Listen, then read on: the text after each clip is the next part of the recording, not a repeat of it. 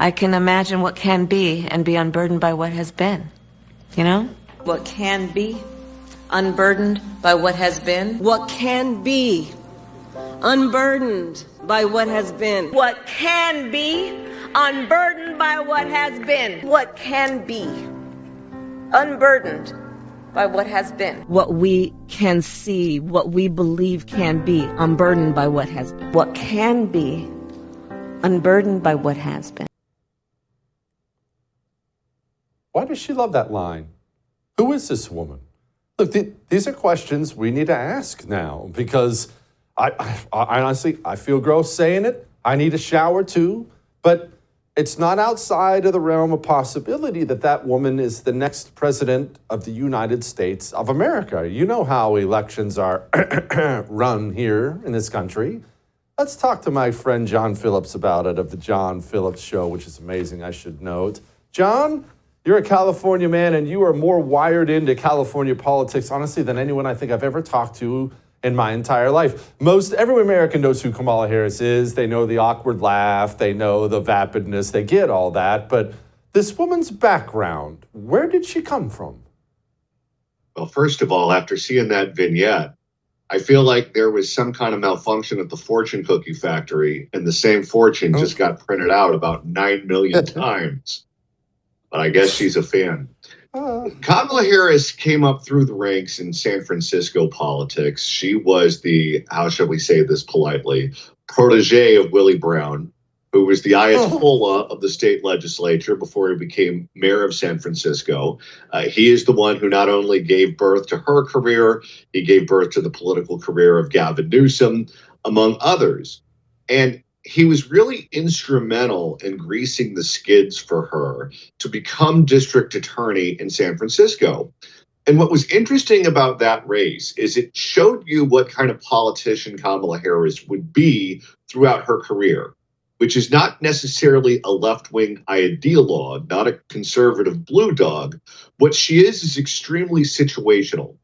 When she first ran for district attorney in San Francisco, she ran against what we would now describe as one of these Soros DAs. She ran against one of these left-wing guys who essentially wanted to use the office to advocate for criminals. And she ran as a tough-on-crime Democrat. She ran as a tough-on-crime prosecutor and was able to beat him in that race. She presented herself statewide the same way when she ran for attorney general against my friend Steve Cooley. Steve Cooley, a Republican district attorney from Los Angeles County.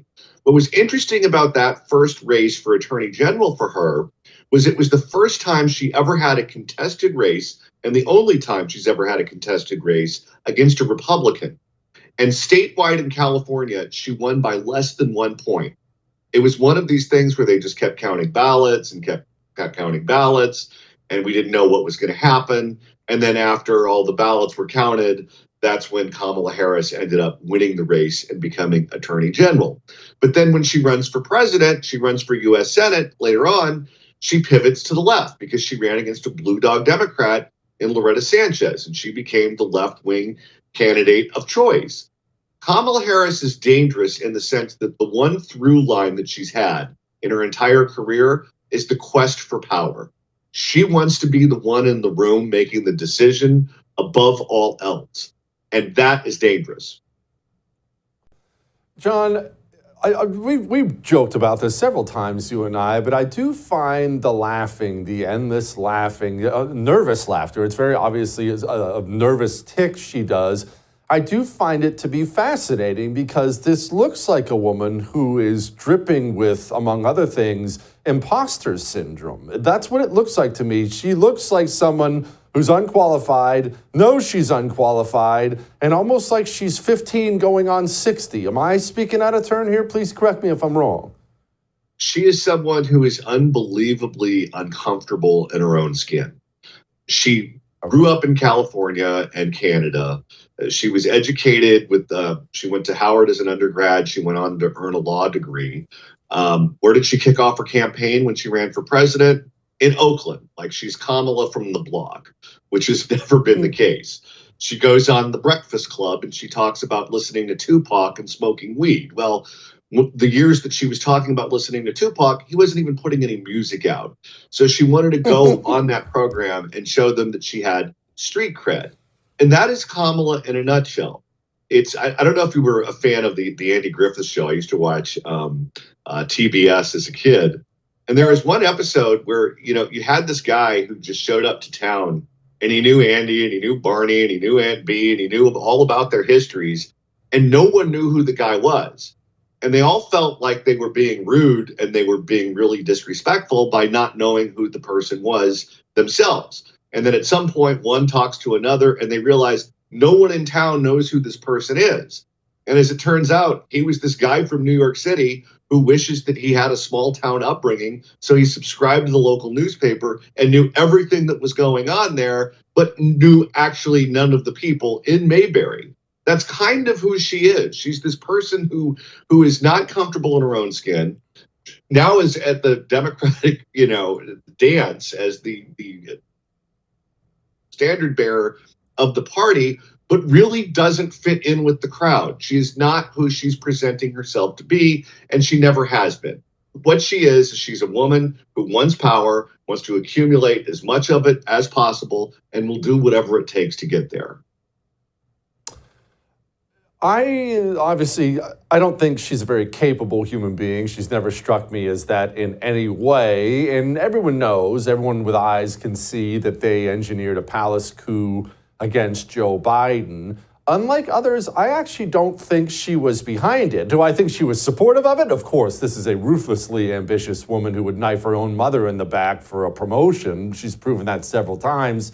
But I don't feel like she has what it takes to be behind this whole thing. I almost feel like she's just along for the ride. What do you think about that?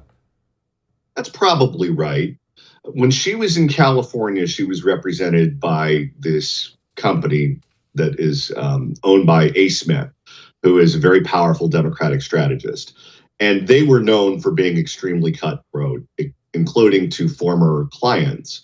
If you go back to when she was picked to be vice president, she was up against Karen Bass at the time. And then all of these negative stories about Karen Bass being fixated on Castro and all of these horrible things that she's done in the past started making their way into the newspapers. And it was Kamala's team that was putting all of those negative stories to eliminate Karen Bass as the competition, so Kamala would be last man standing. When Kamala was offered the job to be vice president, Joe Biden went to her and said, you can have the job, but you can't bring any of your California people with you, meaning we don't trust you if they're around. So she then had to move to Washington and be surrounded by all of Joe's people and people that she was set up with, I guess, through the DNC or whatever. So her hatchet people are no longer with her. Now, they're currently representing Gavin Newsom, among others. But Kamala is without her muscle right now. So I don't think she was behind this, maybe Nancy Pelosi and others, but Kamala is certainly the one who's benefiting right now.